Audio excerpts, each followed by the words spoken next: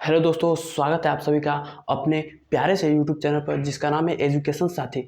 और आज के वीडियो में हम लोग देखने वाले हैं कक्षा 12वीं गणित के अंतर्गत आव्यूह चैप्टर को। ठीक है, आव्यूह चैप्टर में हमने जो है आव्यूह का जो है मल्टीप्लाई कैसे करते हैं, आव्यूहों को जोड़ते कैसे हैं, इन सारे बातों को हम लोग जो है डिस्कस कर चुके हैं पिछले वाले लेक्चर में। आप चैनल पर जाइएगा, आपको यह वीडियो जो है देखने को मिल जाएगा। ठीक है, तो आज हम लोग देखेंगे कि आव्यूह जो है कितने टाइप के होते हैं और कौन से टाइप में जो है किस आव्यूह को क्या कहते हैं। ठीक है, इन सारे टॉपिकों से आपको जो है बोर्ड एग्जाम में जो है बहुविकल्पीय प्रश्न देखने को जरूर मिल जाता है। ठीक है, तो अगर आप जो है यह अच्छे से देखते हैं वीडियो को और पूरे अच्छे से आव्यूहों के प्रकार को समझते हैं तो डेफिनेटली आपका जो है जो भी ऑब्जेक्टिव के प्रश्न बनते हैं वो आज क्लियर हो जाएंगे। तो चलिए हम लोग स्टार्ट करते हैं। दोस्तों, आप लोगों ने आव्यूह को पढ़ा ही होगा। जैसे आव्यूह का साइन हमारा क्या होता है, ऐसे हम दिखाते हैं।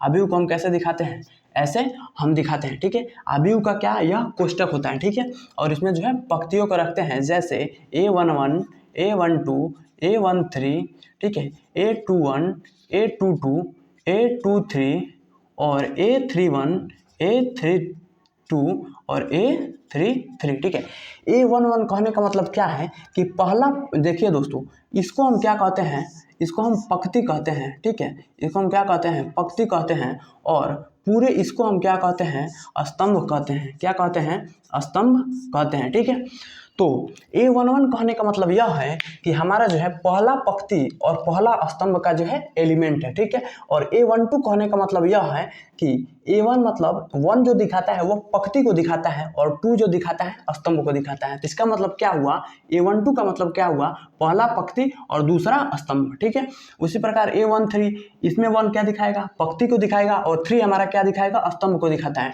ठीक है, तो A13 का मतलब क्या हुआ, पहला पंक्ति और तीसरा स्तंभ का यह एलिमेंट है। ठीक है, उसी प्रकार इसमें आएंगे, इसमें भी जो यह है, जो पहला जो है A21, यह क्या दिखाएगा, पंक्ति को दिखाएगा। ठीक है, पंक्ति को, और यह हमारा 1 क्या दिखाएगा, स्तंभ को।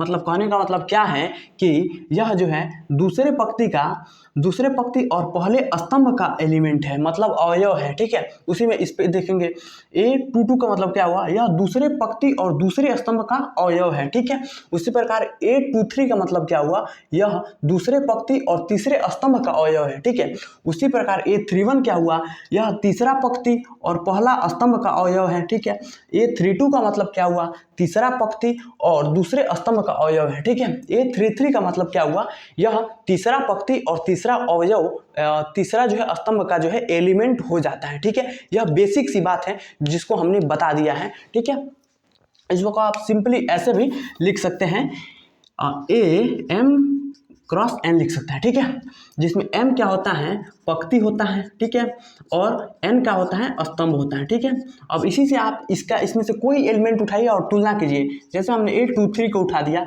तो हमारा इसमें 2 क्या हो जाएगा, इसमें क्या है, पंक्ति। ठीक है, इससे तुलना करना है। ठीक है, 2 पंक्ति हो जाएगा और 3 हमारा क्या हो जाएगा, स्तंभ हो जाता है।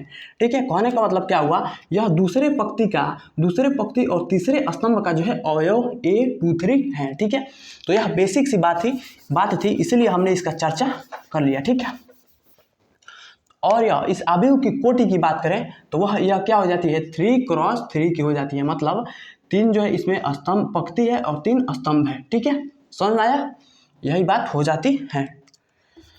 अब चलिए हम आगे इसको देखते हैं। ठीक है दोस्तों, अब हम पढ़ने वाले हैं, इसको हम मिटाते हैं और फिर आगे हम देखने वाले हैं। देखना, अब हम पढ़ेंगे आव्यूह के सारे टाइपों को हम लोग पढ़ने वाले हैं। ठीक है, कि आव्यूह हमारे कितने प्रकार के होते हैं और कौन से टाइप को हम क्या कहते हैं, इन सारे बातों को आज हम लोग डिस्कस करने वाले हैं। तो बिल्कुल अच्छे से समझिएगा, आव्यूह के जितने भी टाइप हैं आज आपके जो है बिल्कुल क्लियर होने वाले हैं, इसमें कोई डाउट नहीं होगा, यह हमारा वादा है दोस्तों आप लोगों से। ठीक है, तो चलिए अब पढ़ते हैं हम आव्यूह के बारे में। ठीक है, अब इसमें पहला देखिए, इसमें हम पहला देखेंगे, पहला आता है हमारा पंक्ति आव्यूह। ठीक है, तो समझिएगा, पंक्ति आव्यूह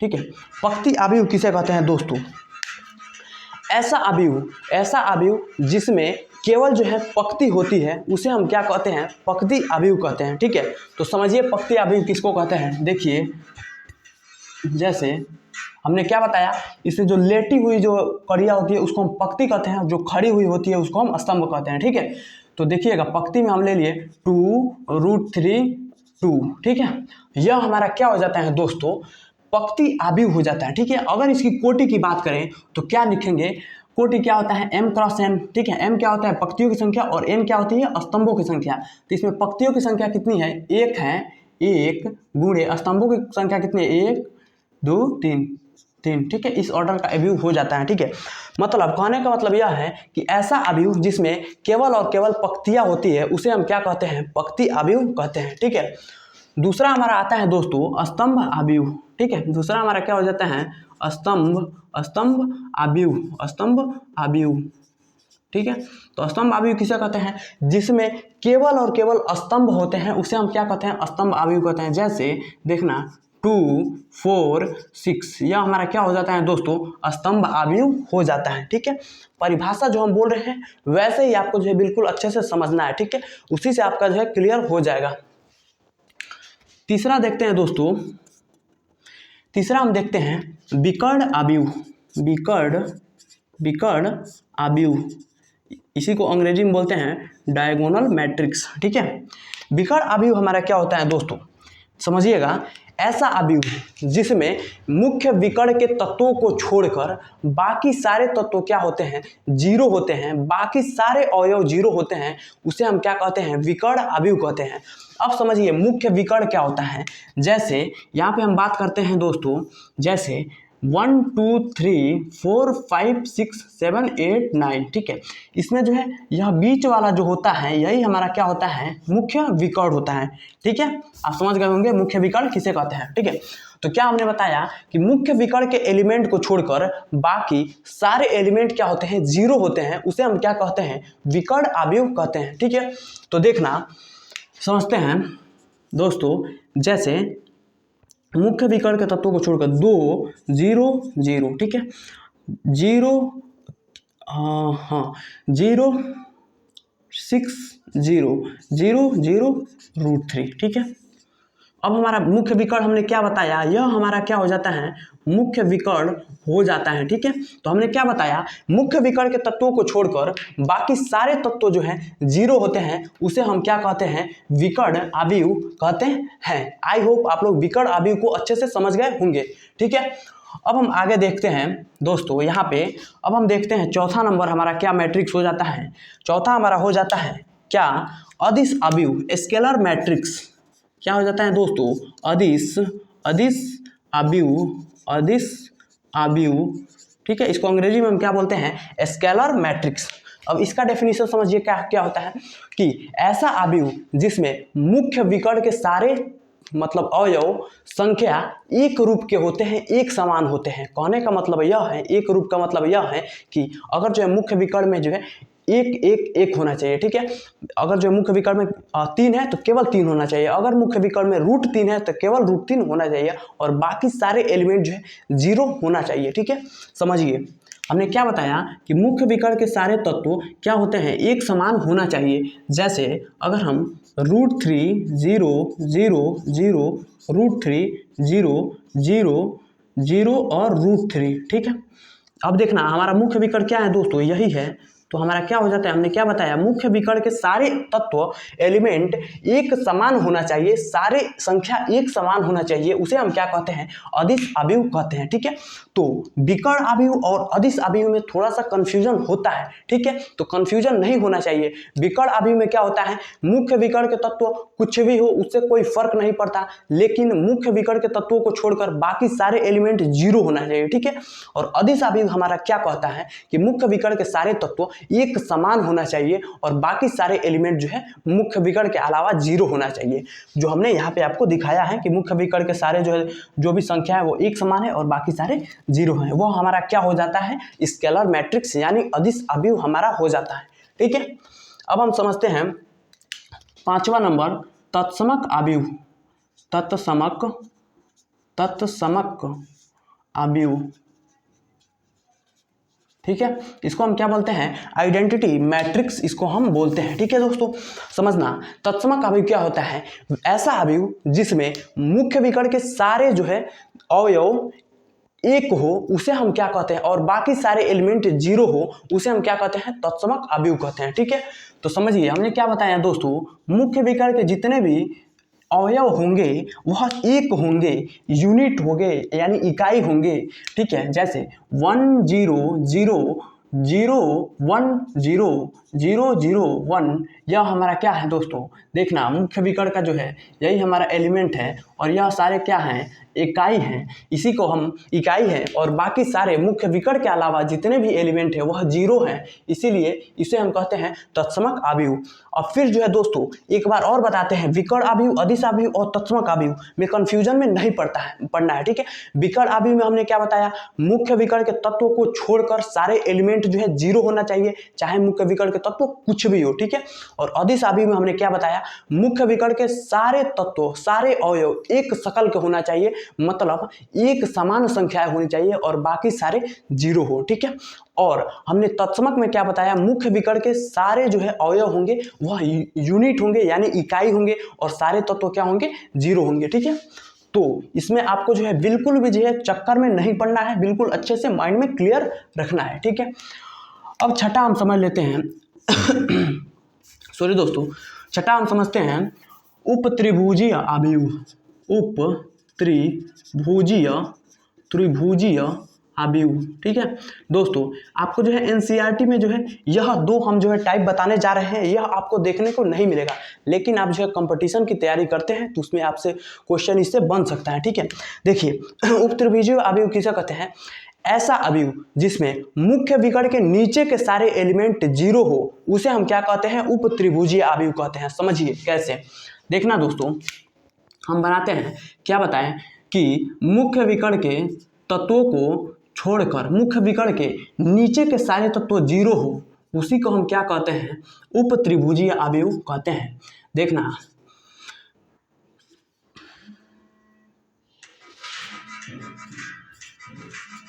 ठीक है, अब देखना हमारा मुख्य विकर्ण क्या हो जाता है, यह हमारा दोस्तों क्या हो जाता है, मुख्य विकर्ण हो जाता है। ठीक है, तो वह हमारा क्या हो जाता है दोस्तों, यह हमारा मुख्य विकर्ण हो जाता है। हमने क्या बताया, मुख्य विकर्ण के नीचे के जितने भी एलिमेंट होना चाहिए वह जीरो होना चाहिए। तो देखना मुख्य विकर्ण के नीचे हमारे तीन अवयव आ रहे हैं, वो तो तीनों जीरो हैं, इसीलिए यह क्या है, उपत्रिभुजीय अवयव है। अब जो है दोस्तों यहाँ से थोड़ा सा एक चक्कर में डालने वाला फंडा यह है कि उप मतलब कई जो है दोस्त होते हैं वह ऊपर समझ जाते हैं, यानी मुख्य विकर्ण के ऊपर के एलिमेंट को जीरो मानते हैं, लेकिन ऐसा नहीं करना है, सीधे अपोजिट जाना है। अगर उपत्रिभुजीय अवयव कहे तो मुख्य विकर्ण के ऊपर नहीं जाना है, उपत्रिभुजीय कहे तो मुख्य विकर्ण के नीचे वाले एलिमेंट जीरो होना चाहिए। ठीक है, अब देखते हैं निम्न त्रिभुजीय अवयव, 7वां नंबर हमारा है दोस्तों, निम्न त्रिभुजीय अवयव, निम्न त्रिभुजीय अवयव।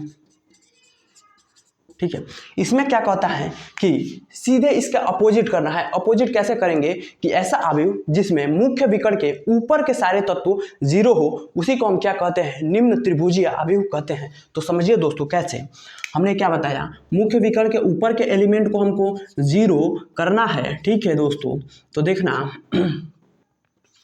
ठीक है, मुख्य विकर्ण के ऊपर के तत्वों को हमको जीरो करना है। ठीक है, यह हमारा क्या होता है दोस्तों, मुख्य विकर्ण हमारा यह हो जाता है। ठीक है, और मुख्य विकर्ण के ऊपर हमारे तीन अवयव आ रहे हैं, वो तीनों अवयव क्या हो जाते हैं, जीरो हो जाते हैं, इसीलिए हम क्या कहते हैं, निम्न त्रिभुजीय अवयव कहते हैं। अब इसमें जो है दोस्तों समझना, निम्न त्रिभुजीय कह रहा है तो मुख्य विकर्ण के नीचे के एलिमेंट को नहीं देखेंगे, ऊपर देखेंगे, सीधे इसके अपोजिट देखेंगे। ठीक है, उप त्रिभुजीय अवयव में क्या देखेंगे, ऊपर के अवयव नहीं देखेंगे, मुख्य विकर्ण के नीचे के अवयव को देखेंगे, वह शून्य होना चाहिए। और निम्न त्रिभुजीय अवयव में क्या, नीचे के मुख्य विकर्ण के नीचे के अवयव शून्य नहीं होंगे, मुख्य विकर्ण के ऊपर के अवयव शून्य हो जाते हैं, इसीलिए उसे हम कहते हैं निम्न त्रिभुजीय आव्यूह, ठीक है। आई होप आप लोग जो है जितने भी आव्यूह के टाइप होते हैं वह समझ गए होंगे, ठीक है। जो हमारा पंक्ति आव्यूह, स्तंभ आव्यूह और क्या होता है विकर्ण आव्यूह, अदिश आव्यूह, तत्समक आव्यूह, उपत्रिभुजीय आव्यूह, निम्न त्रिभुजीय आव्यूह,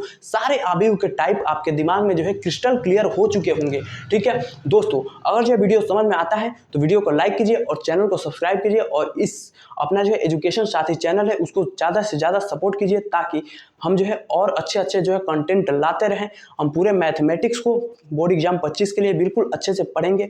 आप चैनल को सब्सक्राइब करके रखिए और सभी चैप्टर को हम लोग बारी बारी से पढ़ने वाले हैं और फिजिक्स और केमिस्ट्री की भी तैयारी हम लोग अच्छे तरीके से करेंगे, ठीक है।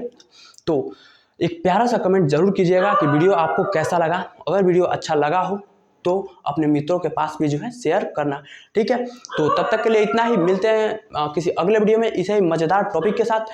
तब तक के लिए पढ़ते रहिए, माता पिता का नाम रोशन करते रहिए। जय हिंद।